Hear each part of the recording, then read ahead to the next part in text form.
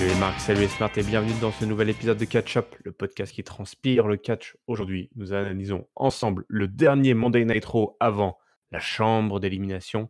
Et pour m'accompagner, j'ai avec moi l'ami Chris. Salut Chris.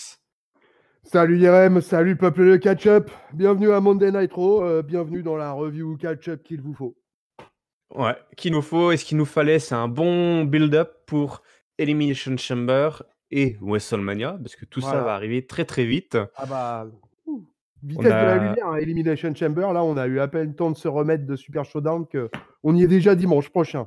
Ouais, du coup, Monday Night Raw, on a plutôt réussi l'exercice factuellement, puisqu'on a carrément ouvert le show avec Brock Lesnar et accompagné de Paul Heyman. Paul Heyman qui nous a fait alors un petit exercice différent d'habitude. Je sais pas si toi ça t'a surpris aussi, mais habituellement Paul Heyman, qu'est-ce qu'il fait? Il met assez over le challenger.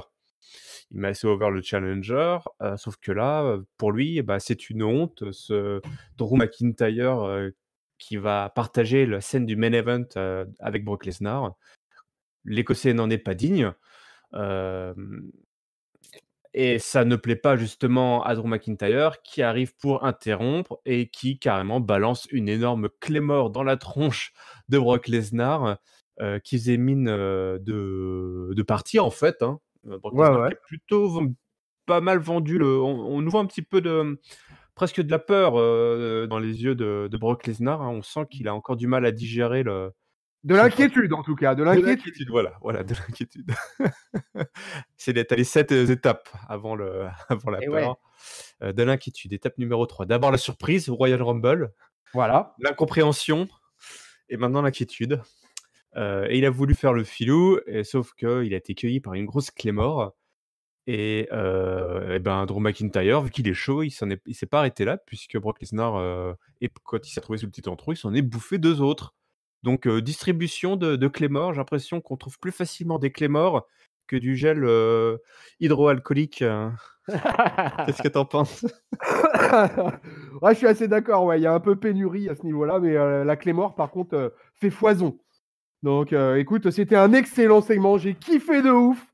J'ai trouvé ça excellent de bout en bout. Donc voilà, alors là je vais être dithyrambique, hein, mais clairement, voilà, j'ai adoré Drew, j'ai aimé justement, voilà, si tu veux, un petit peu cet écart là sur la promo du Paul Heyman, comme tu l'as bien signalé, quoi, où d'habitude effectivement il met over le challenger, et pour le coup là, c'était pas ça. On sent la peur aussi qui monte chez Paul Heyman, on la sent.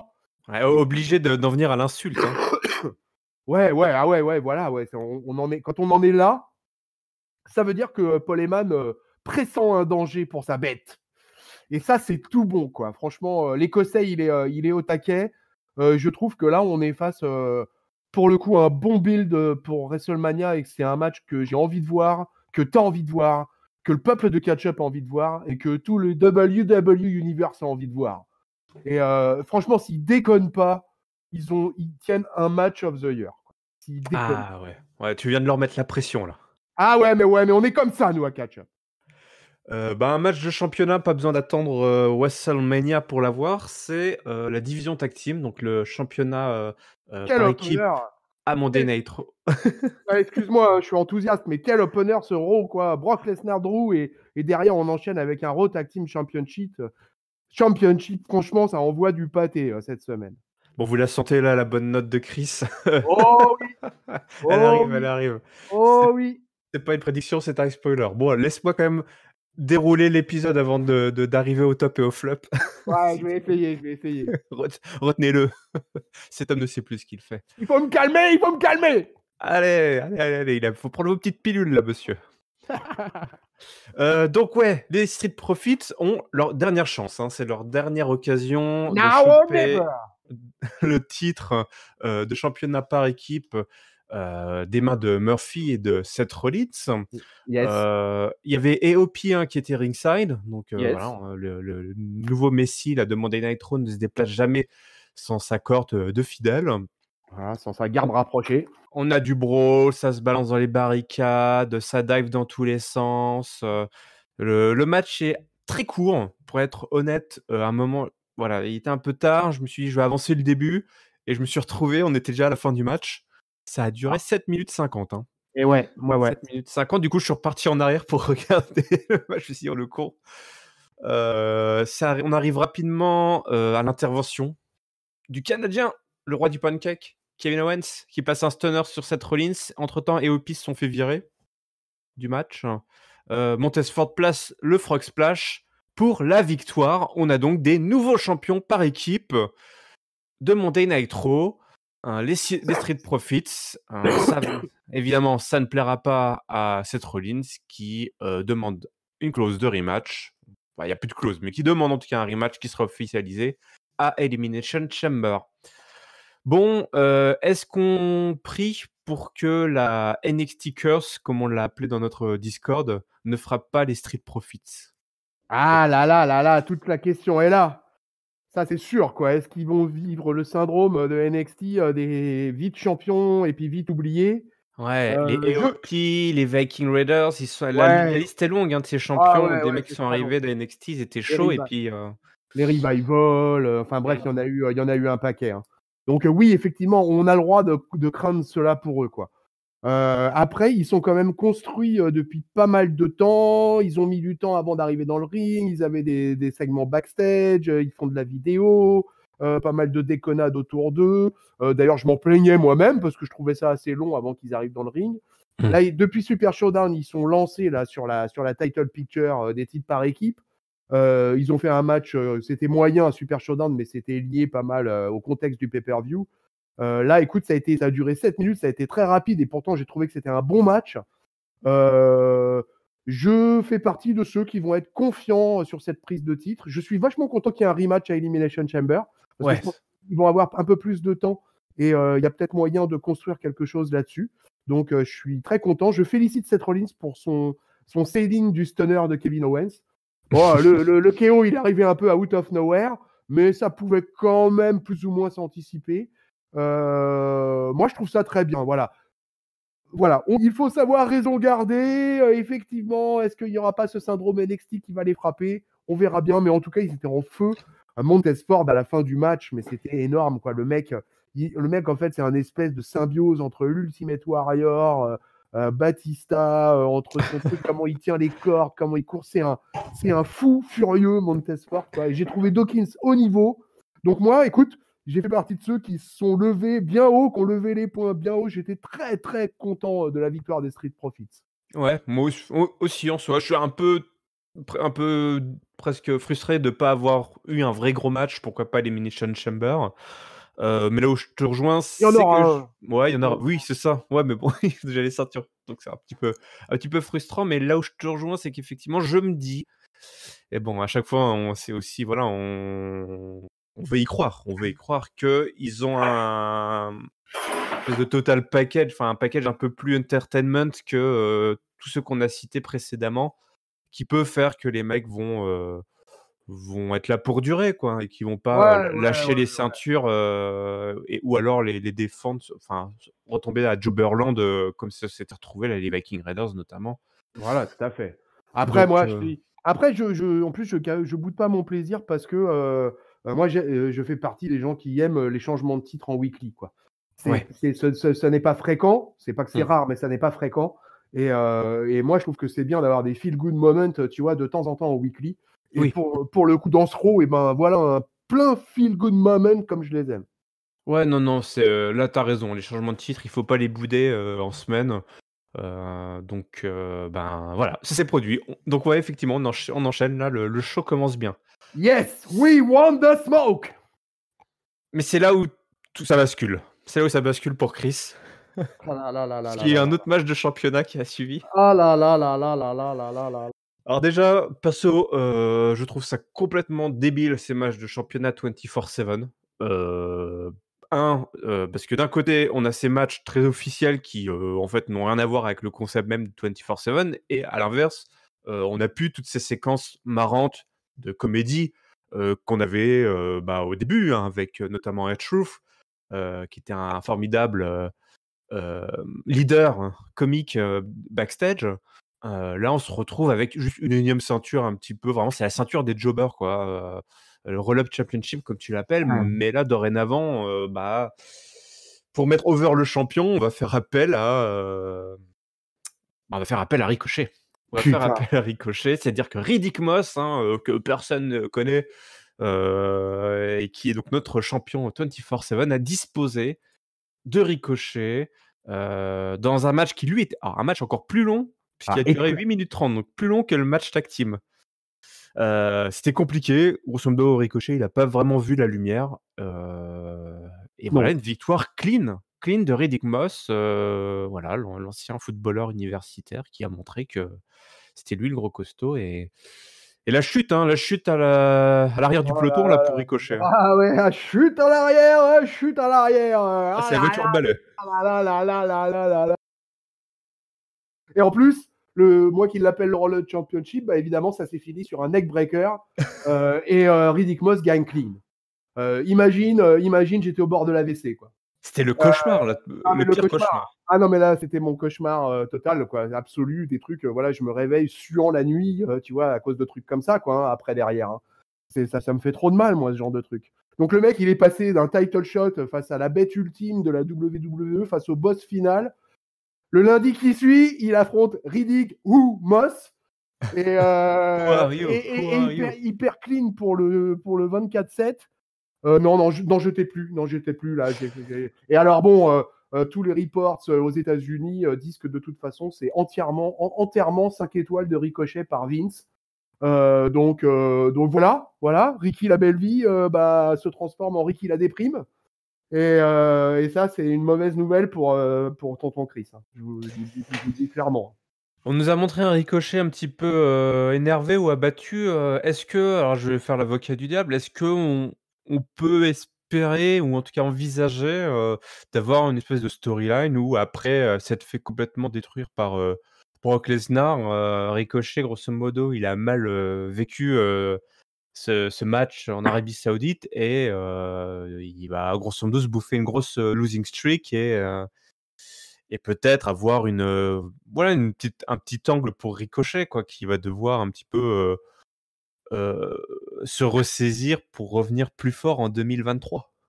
Ah ouais, voilà. Putain, là, tu sais que tu viens de faire jouir Giscal, là. Donc, là, Giscal, s'il te plaît, va chercher des mouchoirs. Merci. Du coup, j'ai presque envie de dire que tu as raison. En plus, alors là, double jouissance pour Giscal. Donc, non, mais là, je suis très inquiet. Je suis très, très inquiet. Un enterrement first class. Là, vraiment, moi, j'étais totalement hébété. Je ne croyais pas, j'en croyais pas mes yeux. Je dis, c'est pas possible, ce n'est pas possible. Ils sont en train de fracasser mon petit cœur, là. Donc, écoute, est-ce qu'il va se lancer sur une grande losing streak, comme tu dis? Ça va à voir pour la suite, mais là, vraiment, je suis KO, quoi. Je suis KO. Ouais, je pense qu'il lui reste que ça, hein. Je signale quand même les chants énormes du public parce que je l'ai pas dit au début, mais j'ai trouvé le public de New York énormissime. BK, baby. Et les chants Who are you pendant tout le match contre Ricochet, c'est le seul truc qui m'a mis un peu de baume au cœur durant cette parodie de catch. Alors, si c'était Giscal, il te dirait que les chants Wario étaient effectivement à destination de Ricochet. Non, mais bon. Qui es-tu, Ricochet? On ne te reconnaît plus. Écoute, voilà, c'était le gros passage à vide, le passage difficile pour Chris. Ouais, mais tu vois, paradoxalement, plein d'émotions.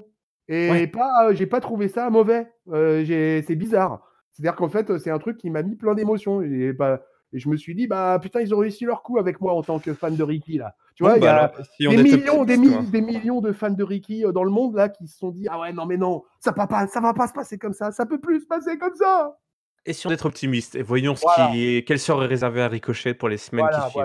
Voilà. Peut-être qu'il aura un angle, peut-être tant qu'il apparaît à la télé, c'est déjà pas mal. Alors, un autre qui a vécu une défaite aussi finalement assez impactante, puisqu'il était sur on parlait de losing streak, il y en a un qui était sur une winning streak, Aleister Black. Black a eu 3 matchs ce soir contre Karl Anderson, Luke Gallows et AJ Styles. Pourquoi?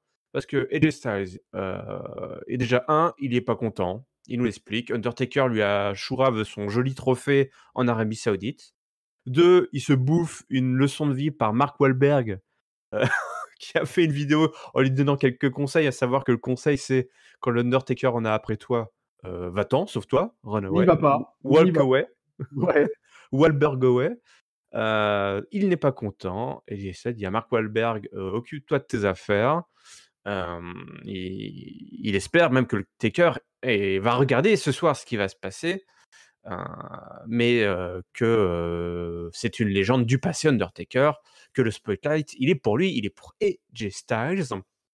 Aleister Black donc débarque pour un match officiellement avec AJ Styles à ce moment-là, sauf que ce bon vieux AJ fait non, non, non, dans mon contrat est stipulé à l'alinéa 24B que pour avoir l'honneur et le privilège de m'affronter, tu dois battre le motherfucker Carl Anderson. Il nous sort le 49-3. AJ Styles est un fan du 49-3. C'est un scandale. Voilà, C'est on un sait pour heel. qui il vote. Cet homme est un heel. C'est sûr. J'imagine trop la faction gouvernementale, tu sais, à la faction En Marche avec AJ Styles. La 49-3 Nation. Ah oui, t'as les 360, les 640, les machins inversés dans tous les sens. Mais n'oubliez jamais la 49.3 Nation. Toujours là, pour imposer. Imposer sa loi. Carl Anderson, il se fait blackmasser. AJ Styles fait non, non, non, non, attends. Tu dois d'abord battre Luke Gallows avant d'avoir l'honneur d'affronter AJ Styles. Luke Gallows, il se bouffe genre une quinzaine de coups de pied dans la tronche, ce qui va l'agacer. Et Luke Gallows, quand il est agacé, il est disqualifié parce qu'il tabasse Aleister Black trop longtemps dans le coin du ring. Disqualification, mais du coup AJ Styles en profite après que les Good Brothers aient placé le Magic Killer pour disposer très rapidement, en plaçant un Phenomenal Forearm et petite provocation en tirant la langue, en faisant la pause Undertaker pour le tomber. Victoire d'AJ Styles, donc, et première défaite d'Aleister Black dans le main roster. Et surtout, AJ Styles qui provoque Undertaker. On vient là de nous officialiser un match pour WrestleMania. Voilà. Mais entre-temps, il y aura un Black AJ Styles à la chambre d'élimination dans un no disqualification. Ouais. Tout un bon segment là avec des bonnes annonces. Enfin, ouais, mais début à la fin, encore une fois, moi j'ai été comblé quoi. J'ai trouvé ça très bon. Les deux victoires avec la DQ, avec le beatdown de Luke Gallows, pardon, sur Aleister Black en deuxième position là. Et puis ce méga taunt de AJ Styles avec la position référentielle du Taker. Franchement, moi j'ai trouvé ça très bon. Alors effectivement, ça fait une défaite pour Aleister Black, mais bon, il n'en sort pas du tout décrédibilisé. Au contraire, il se tape un handicap match en 3 contre 1. Je pense que là, il a eu une belle exposition. Quasiment, j'ai presque envie de dire, une des plus belles expositions qu'il ait eues depuis le début. Quoi. Donc, j'ai beaucoup aimé sa séquence avec Luke Gallows, par exemple, toi, où vraiment il l'a enchaîné, quoi. Ben ouais, carrément, non, c'était très bon, quoi. Et puis voilà, perdre face à un tel monstre sacré qu'est AJ Styles, quoi, à n'en pas douter. Pour moi, c'est que du bénéf pour Aleister. Donc, tu vois, je suis très content de l'avoir vu dans cet angle-là. Voilà, des bons matchs, un bon enchaînement, une bonne fin. Enfin bref, tout était réuni là-dedans. Moi, ça m'a bien plu. Ouais. C'était effectivement peut-être un petit peu long pour le public de Brooklyn, mais c'était une belle séquence. C'était une belle séquence, quoi, pour nous booker comme une grosse affiche pour Aleister Black qui enfin, après un an être passé dans le main roster, se retrouve à devoir échanger, affronter un mec d'un autre calibre, quoi, que tous les précédents mecs qu'il a rencontrés jusque-là. Donc c'est une belle affiche là pour Elimination Chamber. Qui nous attend en plus avec une grosse stipule à nos disqualifications. Ça promet. Je suis pas sûr que. Enfin, AJ Styles, ça m'intrigue. Je me souviens pas c'était quoi s'il avait déjà fait un match no DQ, certainement, peut-être dans sa rivalité avec Samoa Joe, mais en tout cas, je suis plutôt impatient de voir ce match.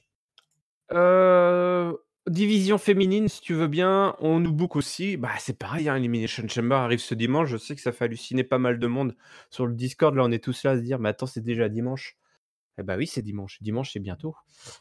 Et du coup, on a Liv Morgan qui affronte Ruby Riott avec en arbitre spécial Sarah Logan. Écoute, c'est de la low card. On pourra toujours discuter du casting de la chambre d'élimination côté féminin, mais au moins, on a essayé de créer un angle pour ajouter un petit peu de storyline dans ce match assez phare qui arrive. Ruby Riott versus Liv Morgan. Au début, Sarah Logan est une arbitre assez impartiale, mais à un moment donné, je crois, elle se prend un coup de la part de Ruby Riott. Ça se prend un petit peu, ça se prend la tête. Sarah Logan va faire un compte lent sur une tentative de tomber de Ruby Riott, et après, elle va faire un compte rapide sur un tombé de Liv Morgan, victoire de Liv Morgan. Et tout le monde Ouais, finit par se mettre sur la tronche, voilà. pour nous booker que tout est possible dans cette chambre d'élimination, et ces filles se détestent tellement. Oh là là. Ouais, ouais, ouais, le Riot Squad a explosé en vol, quoi. Alors écoute, c'était pas Inric, c'était pas fou hein, ce match, Non. mais par contre, j'ai bien aimé ce principe d'avoir mis Sarah Logan en arbitre, de créer un peu toute cette tension entre trois filles qui ont été ensemble pendant des mois et des mois et des mois. Ça nous tease pas trop mal, je trouve, pour l'Elimination Chamber. Ça va peut-être être la guerre, mais aussi ça va être la guerre entre les trois, mais peut-être aussi que ça sent l'alliance de retour, tu vois, tout à coup dans la chambre. Tiens, et si on redevenait copine un petit peu quand même? Parce que ça peut être bien utile d'être en équipe dans la chambre. Bah Donc, ouais. vous en savez quelque chose, peuple de catch-up, que c'est bien utile dans la chambre. Hein? D'être Bon, au moins 3 dans une chambre. voilà, 1 à 3 minimum déjà, hein, c'est un minimum syndical. Alors à 6, je vous dis même pas quoi. Donc, C'est lui qui fait quoi? voilà, ouais, on est perdu. Mais du coup, c'était pas mal. J'étais pas, j'ai été plutôt intéressé. Et on verra. On va voir ce que ça va donner dimanche ce match féminin. Ouais, c'est plutôt Non. bien d'accorder, voilà, c'est de la low card, mais au moins on Ouais, ouais, accorde ouais, ouais, ouais. 5-10 minutes, Heu, voilà, où on essaie de construire un angle pour 3 jobbeuses, 3 low-cardeuses, on va dire, qui seront, voilà, qui seront au programme, dimanche. Donc on n'oublie personne sur le bord de la route. Voilà, c'est très bien. Une bonne gestion des RH. On reste dans la division féminine, bonne gestion des RH aussi, puisque normalement c'était Asuka, qui avait un match contre Shayna Baszler, mais elle est blessée. Et ouais. Elle est blessée, elle a le bras dans le plâtre, ou en tout cas elle a des bandages. Peut-être pas dans le plâtre, mais elle a des bandages. Je me souviens même plus qu'est-ce qui lui est arrivé à Asuka? Ah, je sais pas, je Pourquoi crois que c'était lié au match de la semaine passée, quoi, je crois, ou enfin, ou pendant la signature du contrat, je sais plus. J'ai un doute sur sa blessure. Bon, elle est blessée, du coup, bah, elle envoie, Kairi Sane, se faire bouffer par Shayna Baszler. Et pourtant, elle était au taquet, Kairi Sane. Ah ouais, ouais, dans une petite promo là, elles étaient bien énervées toutes les 2 à hurler en japonais et à dire que, bah, elles vont bouffer, Shayna Baszler. Elles se connaissent bien, ces filles-là, quand même, Faut pas oublier qu'elles se sont toutes croisées, attends, Asuka et Shayna Baszler, non, elles se sont pas croisées, Asuka est partie avant que Baszler arrive. Ouais, je crois qu'elle est arrivée juste après. En tout cas, Kairi Sane est la seule à avoir, une des 2 seules à avoir battu, Baszler, donc, elle avait interrompu souvenez-vous, son règne. Je trouvais d'ailleurs que ça avait été une bêtise à l'époque, mais en tout cas, elle avait son numéro, comme on dit. On a eu un match de presque un quart d'heure, où Baszler a montré, toute sa violence, et Kairi Sane un petit peu toute sa folie.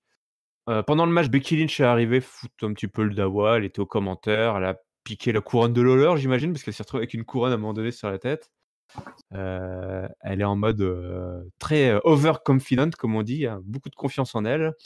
Heu, Ça ne déconcentre pas Baszler plus que ça, puisque, après avoir contré le Insane Elbow, elle étrangle Kairi Sane au point que la japonaise est obligée d'abandonner. Un bon petit, showcase là pour Shayna à l'approche, de la chambre d'élimination. Est-ce qu'elle va, éliminer les 5 opposantes en les étranglant? Toutes, l'une après l'autre? Ou en Oh, même temps, les 5? Elle étrangle les 5 en même temps et elle élimine les 5 en même temps. le massacre. Le massacre. Ça te passe où, Elimination Chamber? Ça se passe juste en bas de chez toi. J'en Ah, sais c'est rien. vrai? Oh putain, trop bien, ça va être cool. Pas besoin de prendre la voiture pour y aller au show? Ah, ça, c'est une bonne nouvelle, voilà, voilà. J'aime aller à un show de catch de manière écologique. Ça, c'est très Voilà, bien. voilà, pas Heu l'empreinte carbone, très faible. Écoute, j'ai trouvé que c'était un très bon match. Moi, j'ai bien adhéré. J'ai trouvé qu'Erisa est une surexcitée. Et, quand elle est dans ces dispositions-là, j'aime beaucoup quoi, l'interaction qu'elle a avec le public. Ouais. Et donc ça m'a bien plu. Moi, après, ce qui me pose question, c'est que Shayna Baszler, elle est présentée, mais tellement forte que je pense que 99% des parieurs là vont parier sur Shayna Baszler pour l'Elimination Chamber. Ah oui, c'est une minuscule cote. Hein. Je suis pas sûr que tu Ah gagnes ouais, hein. quoi que Ouais, ce soit à parier sur Baszler. Hein. il doit y avoir un pauvre pourcent qui doit être réservé à Asuka. Et après, le reste du monde est éparpillé façon Pulse, quoi. Donc c'est ça, c'est le seul truc un petit peu, tu vois, qui me fait un petit peu couiner, c'est que Shayna Baszler est vraiment présentée trop forte.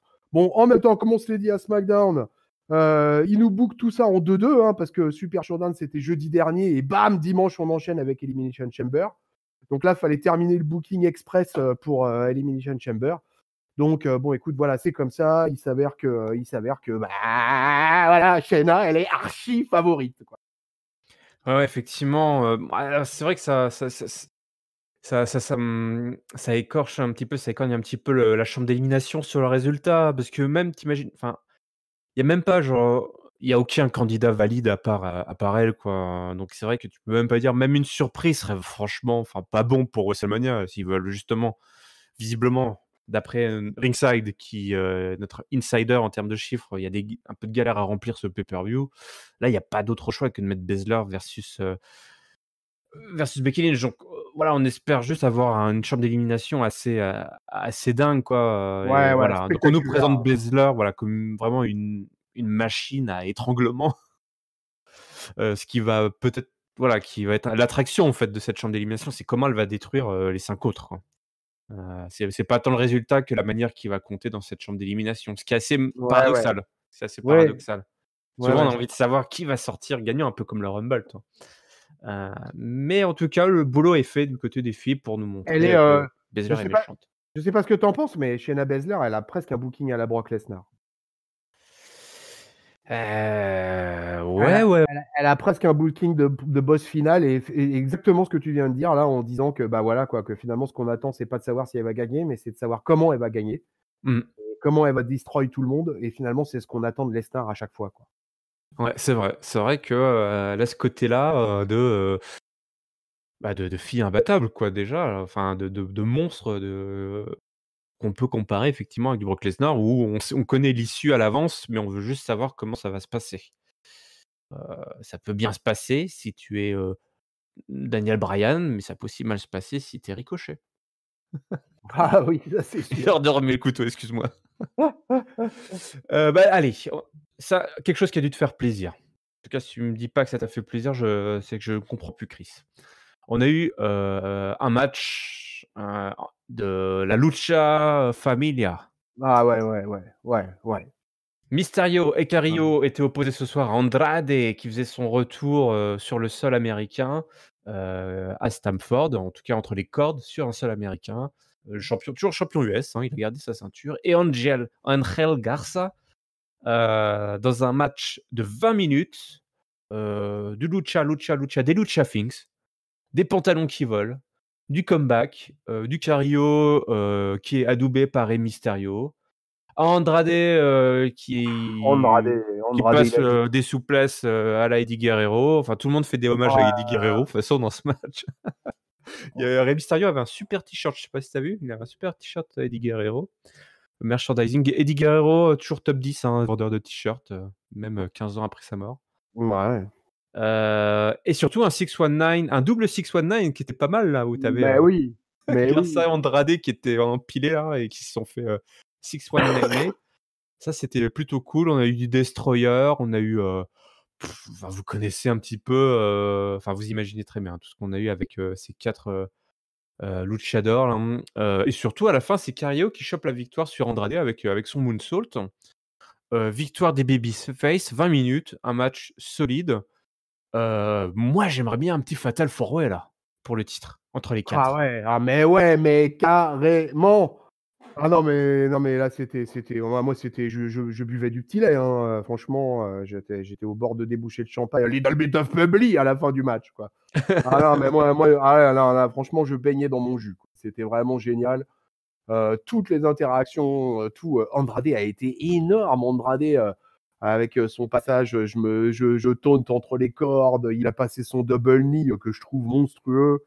Tout le double 619, tout le passage voilà, entre Carrillo et Mysterio avec des tags et blind tags. Enfin voilà, enfin un clinique de lucha libre ce match.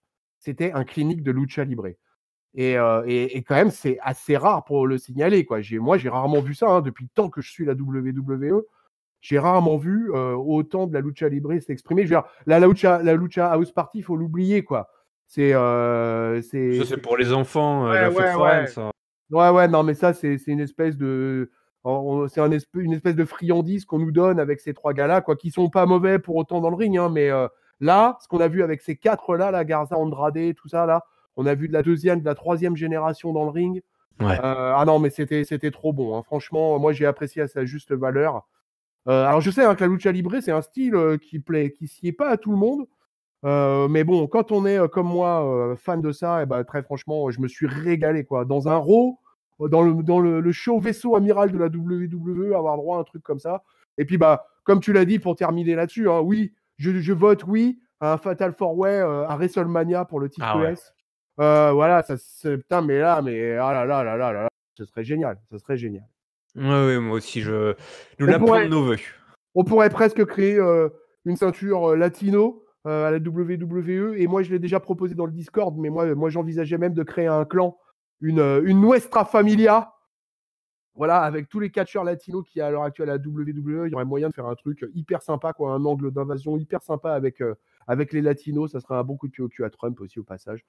Et, puis, C'est parti. et franchement, moi, ça me plairait bien. Quoi. Mais en tout cas, moi, en ce moment, ils nous donnent de ça tous les lundis. Et tous les lundis, je suis content. Ouais, non, non, il faut y aller. Là, ça prend plutôt bien. En plus, tout ça est sous la bienveillance de Rey Mysterio. Donc, toutes les étoiles sont alignées pour nous proposer un super spectacle chaque semaine. Et effectivement, hein, ces mecs-là, ils continuent comme ça. Ils mériteraient largement une belle place là sur la carte à WrestleMania. Le titre gardé au chaud sur Andrade jusqu'à WrestleMania. Et voilà, on adoue un petit peu tous ces types-là en même temps, plutôt que d'à chaque fois essayer de trouver le nouveau Eddie Guerrero. Bon, on en trouve plein de petits Eddie Guerrero, un peu partout. Ouais, ouais. Ouais, puis quel moment pour Ray, quoi. Je veux dire, Ray, là, si cette année, il nous fait un WrestleMania pour le titre US avec la carrière de fou furieux qu'il a derrière lui. Comme on sait qu'il est proche de la fin, Ray, quoi, bah, ça pourrait être une belle exposition. Ouais. Avant d'arriver à cette incroyable Un ladder séquence match, finale. excuse-moi, un ladder match. En plus, allez, Ah ouais, ouais, ouais. Hein. Ah ouais, bah ouais, hein, là, il nous faut un Fatal 4-Way, ladder match pour le US Championship. Ah ouais. Période. Ah ouais, t'as raison, c'est pas mal. Ah ouais, en plus avec Zelina Vega qui serait impliquée. Mais Et oui. pourquoi pas le fils de voilà, Dominique peut-être, et Eh, Zelina Vega qui place une Hurricane Rana sur Dominique, et Dominique qui fait un 619 sur Zelina Vega, ça pourrait être sympa. Puisque visiblement on a droit de frapper les femmes maintenant à WWE, vu ce qui s'est passé. ouais. Ouais. Bon, avant ça, tu vu, finalement c'était une grosse araignée en plastique Oh là motorisée, là là là là là. hein, Bon, alors là, ouais. Ouais, alors ça, c'était dans cheap. dans À la un moment. cage de Rowan. Ouais. Quelle Voilà. déception. Alors là, franchement, ça, alors là, moi, j'ai pas compris. Dans un segment Out of Nowhere avec No Way Rosé quand Ah ouais, quand même. il a montré son araignée, je fais: «No way». Ah ouais, No Way, ouais. Non, mais il n'y avait pas moyen, c'est clair. Il n'y avait pas moyen, quoi. Moi, j'espérais tellement un serpent. Et au final, on nous sort quoi? On nous sort une araignée en peluche, toute cheap, là, toute pérave. Ah bah alors là, franchement, et tout ça pour ça, hein, parce que Eric Rowan, ça fait des semaines et des semaines qu'il vient avec sa cage, qu'on a peur, qu'on tremble, et c'est tout pourri. C'était tout pourri. Ouais, ouais, voilà, c'est pas bien d'aller voler les jouets de Bray Wyatt à la Firefly Funhouse. Ah ouais, voilà. Il faut aller le rendre maintenant, le jouet. Eric Rowan sponsorisé par Pickwick, les amis. Bon allez, on va aux choses sérieuses, j'ai rien oublié avant Ah la non, c'est séquence tout bon là. finale? C'est au Allez. taquet.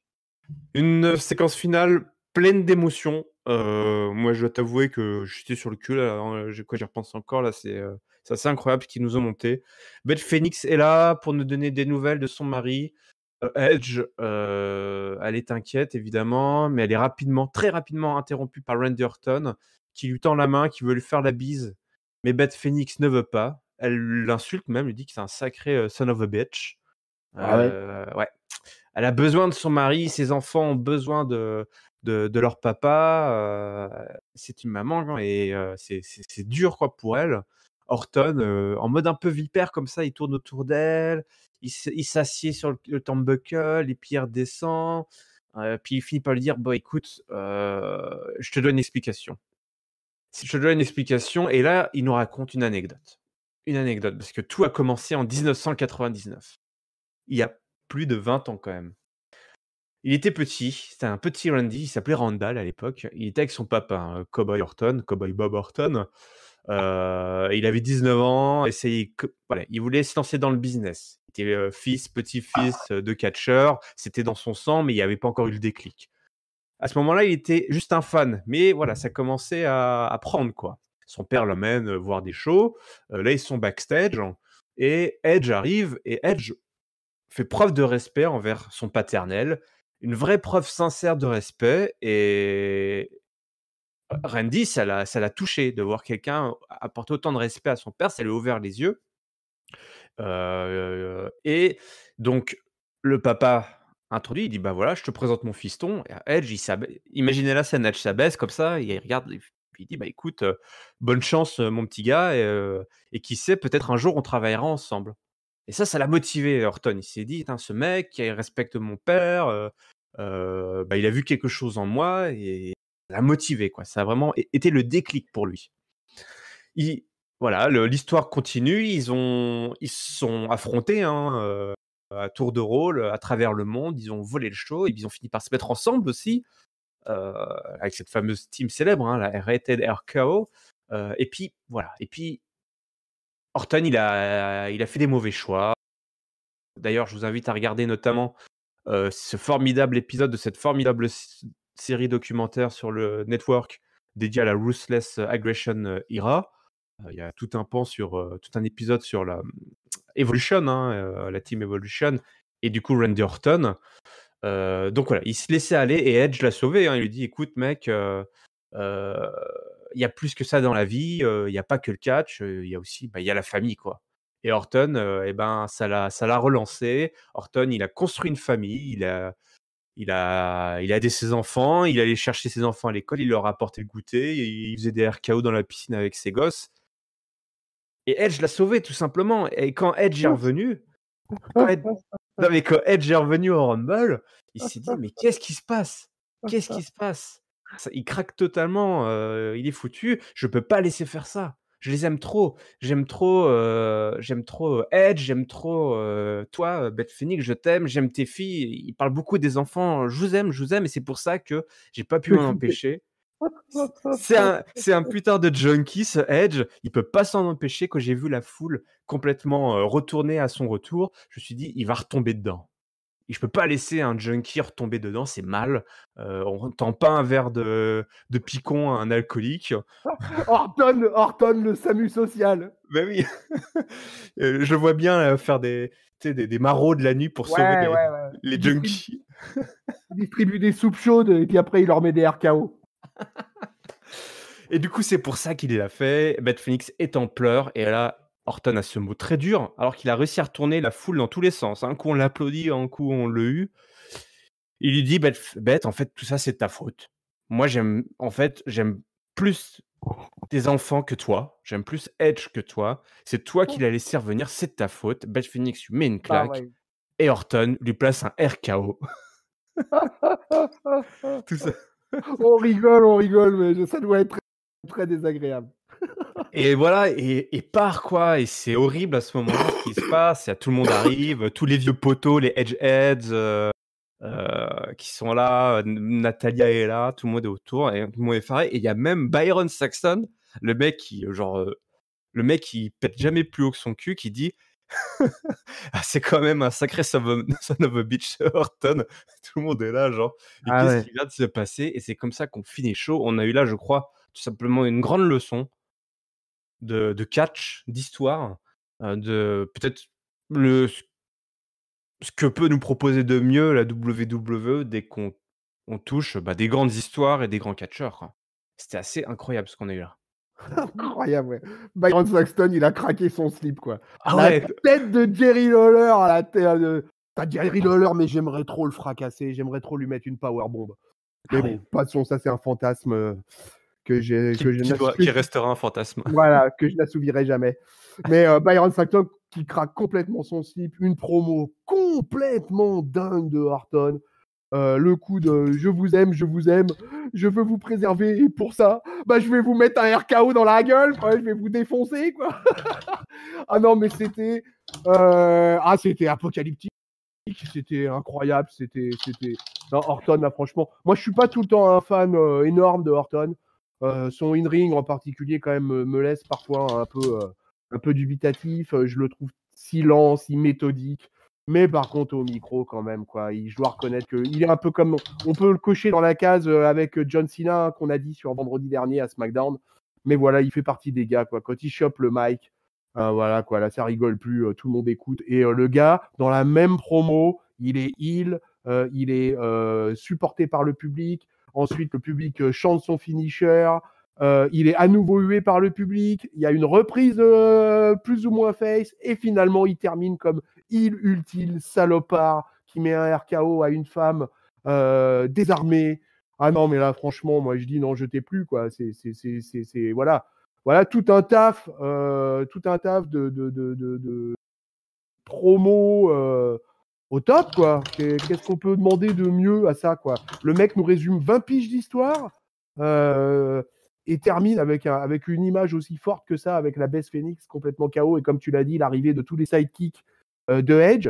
Mmh. Bah voilà les amis, comment on build un Randy Orton versus Edge à WrestleMania qui va avoir une hype de fou et bah c'est parfait. Le job is done.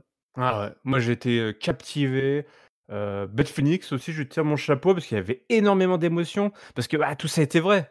It's still real to me.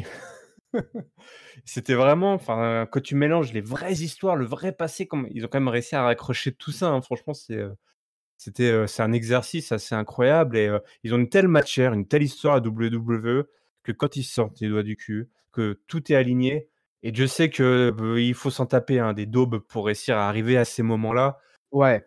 Tu te dis: «Moi, je suis prêt à me bouffer une araignée en plastique, dans des cages», même si, j'accepte enfin, on se fout de ma gueule et c'est pas agréable, mais je suis prêt à me bouffer une vieille séquence avec Noé Rosé backstage, qui découvre qu'en fait, c'est une vieille araignée en plastique de Toys R Us, si derrière j'ai 15 minutes d'Orton qui me raconte, sa petite histoire quand il était tout petit et pourquoi en fait c'est à cause de Beth Phoenix que Edge est à l'hôpital et qu'il lui fout un putain de RKO en mode, je le fais pour vous quoi. Enfin, c'est genre le pire méchant. C'est vraiment incroyable d'arriver à une telle histoire. C'est probablement la meilleure histoire qu'on a à l'heure actuelle en direction de WrestleMania. Franchement, Ouais. il y a beaucoup d'émotions. Bon, bah, écoute, on en a parlé au début, c'est l'heure du mot de la fin. Chris était super excité quand on a commencé cet épisode. Il y a eu des hauts, il y a eu des bas aussi un petit peu, hein, pour Chris. Si tu veux bien nous partager ton top, ton flop et ta note, s'il te plaît. Ouais, alors je vais faire comme j'ai fait pour Super Showdown. J'avais lu vos avis avant de donner le mien, Ouais? pour donner un peu déjà un ordre d'idée. Donc du coup, je vais vous lire vite fait, parce que surtout qu'en plus, il a dû trop jouir pendant toute la review. Donc je vais vous lire la vie de Giscal, l'inénarrable Giscal. Alors le Giscal, il a donné son top à Randy Orton. And I quote, hein. Randy Orton, masterclass, légende, une des meilleures promos de mémoire récente, angle magnifiquement développé, qui donne une envie de dingue de voir Edge revenir. De l'art.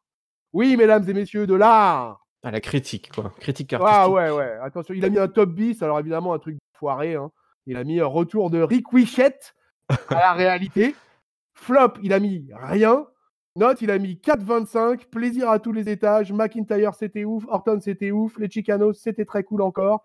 Street Profits, je kiffe. Black and Styles avec le tease, Taker, c'était cool. Les filles, même si on s'en fout, c'était tout à fait correct. Rien à jeter.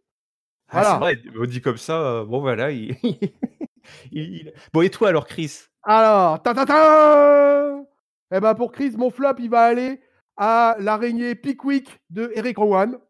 Voilà, Ouais. ça c'est fait. Mon top, il y a eu plein de feel good moments dans ce Raw. J'ai kiffé ce Raw quasiment de A à Z.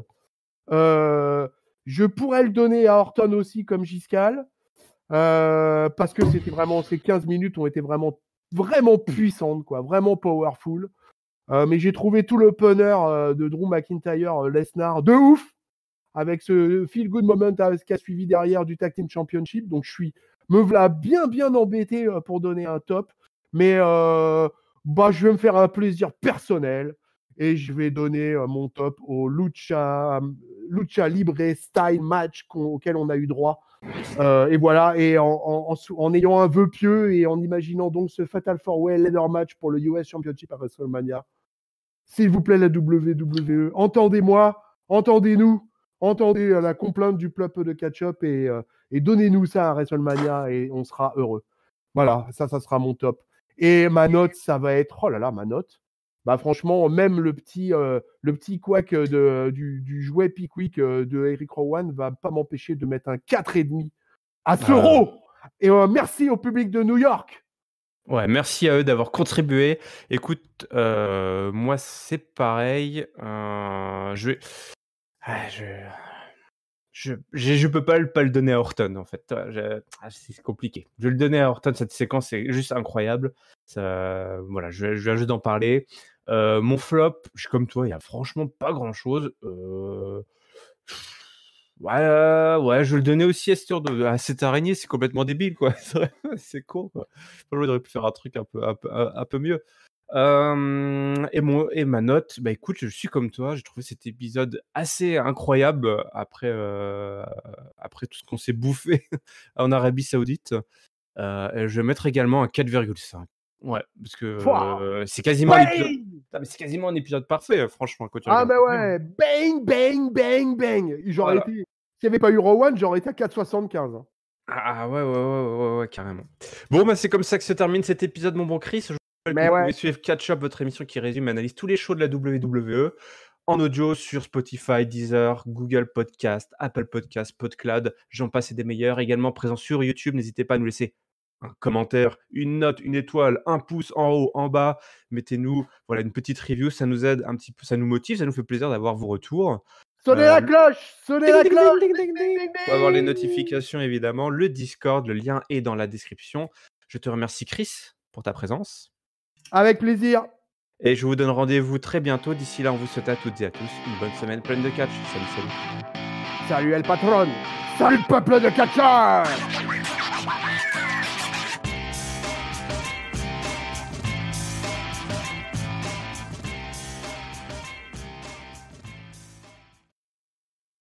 Oh my God, 9 sur 10 à Monday Nitro Catch Up. Oh my God.